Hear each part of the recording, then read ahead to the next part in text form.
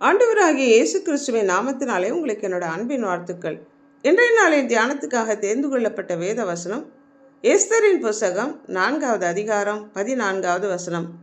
நீ இந்த காலத்திலே மௌனமாய் இருந்தால் யூதருக்கு சகாயமும் ரட்சிப்பும் வேறொரு இடத்திலிருந்து எழும்பும். அப்பொழுது நீயும் உன் தகப்பன் குடும்பத்தாரும் அழிவீர்கள். நீ இப்படிப்பட்ட காலத்துக்கு உதவியாக இருக்கும்படி உனக்கு ராஜ மேன்மை கிடைத்திருக்கலாமே, யாருக்கு தெரியும் என்று சொல்லச் சொன்னான். மொர்தெகாய் ஆகாகியனாகிய ஆமானை வணங்கவில்லை என்று மொர்தெகாயின் இன மக்கள் அனைவரையும் கொன்று குவிக்க திட்டமிட்டு அகஸ்வேரு ராஜாவிடம் யூதர்களை குறித்து தவறான காரியங்களை நயவஞ்சகமாக பேசி அவர்களுடைய பழக்க வழக்கங்கள் விகற்பமாக இருக்கிறது என்றும் ராஜாவின் கட்டளைகளை சட்டங்களை அவர்கள் கைக்கொள்வதில்லை என்றும் அவர்களை அப்படியே விட்டுவிடுவது நியாயமல்ல, ராஜாவுக்கு சித்தமானால் அவர்களை அழிக்க உத்தரவாக வேண்டும் என்று 10,000 தாலந்து வெள்ளியை நிறுத்து கொடுத்தான். ராஜாவும் அவனுடைய வார்த்தையை நம்பி தன்னுடைய முத்திரை மோதிரத்தை அவனுக்கு கொடுத்தான். நிசான் மாதமான 1ஆம் மாதத்திலே ஆமான் பூர் என்னும் சீட்டு போட்டு ஆதார் மாதமான 12வது மாதத்தின் 13ஆம் தேதியிலே யூத ஜனங்களை சிறியோர் பெரியோர் குழந்தைகள் ஸ்திரீகள் அனைவரையும் கொன்று நிர்மூலமாக்கவும் அவர்களை கொள்ளையிடவும் 127 தேசங்களுக்கும் ஜனத்தின் பிரபுக்களுக்கும் துரைமக்களுக்கும் அந்தந்த ஜாதியாரின் மொழியிலும் எழுதி முத்திரை போட்டு அனுப்பினான். இந்த நகலை பெற்ற மொர்தெகாய் இரட்டுடுத்தி தன்னுடைய வஸ்திரங்களை கிழித்து துயர சத்தமாய் அழுது புலம்பினான். ஒவ்வொரு நாட்டிலும் இருந்த யூத மக்கள் மகா துக்கமடைந்து உபவாசம் பண்ணி அழுது புலம்பி சாம்பலில் கிடந்தார்கள்.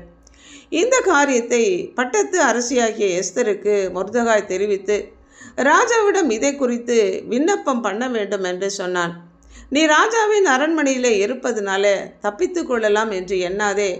நீ இந்த காலத்திலே மௌனமாக இருந்தால் யூதருக்கு சகாயமும் ரட்சிப்பும் வேறொரு இடத்திலிருந்து எழும்பும். ஆனாலும் நீயும் உன்னுடைய தகப்பன் குடும்பத்தாரும் அழிவீர்கள்.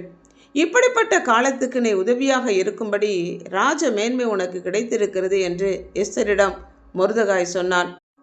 அப்பொழுது 3 நாள் தன்னோடு சேர்ந்து இரவும் பகலும் தனக்காக உபவாசித்து ஜெபிக்கும்படி சொல்லி நான் செத்தாலும் சாகிறேன் என்று ராஜாவை சந்திக்க சென்றாள். எஸ்தர் ஜெபித்து ராஜாவிடம் சென்று தன்னுடைய மக்களை கொல்லவும் கொள்ளையிடவும் போடப்பட்ட பூர் என்கிற சட்டம் திருத்தப்பட்டு யூதர்கள் தங்கள் எதிரிகளை கொல்லவும் அழிக்கவும் செயல்படக்கூடிய பூரிமாக மாற்றப்பட்டு ராஜாவின் கட்டளையால் தேசம் எங்கும் அனுப்பப்பட்டது. யூத மக்கள் காப்பாற்றப்பட்டார்கள். காரியம் மாறுதலாய் முடியும்படி கர்த்தர் கிருபை அளித்தார்.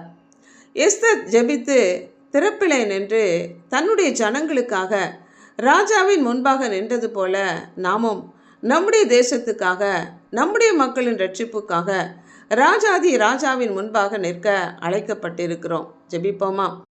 அன்புள்ள ஆண்டவரே, எஸ்தர் தன்னுடைய ஜீவனையை பணயம் வைத்து ராஜாவிடம் சென்று தன்னுடைய இன மக்களுக்காகவும் தனக்காகவும் மன்றாடினது போல இந்த நாட்களில் நாங்களும் எங்களுடைய தேசத்து மக்களுக்காக அவர்களுடைய ரட்சிப்புக்காக ராஜாதி ராஜாவிடம் நாங்கள் மன்றாடி ஜெபிக்க எங்களை அர்ப்பணிக்கிறோம்.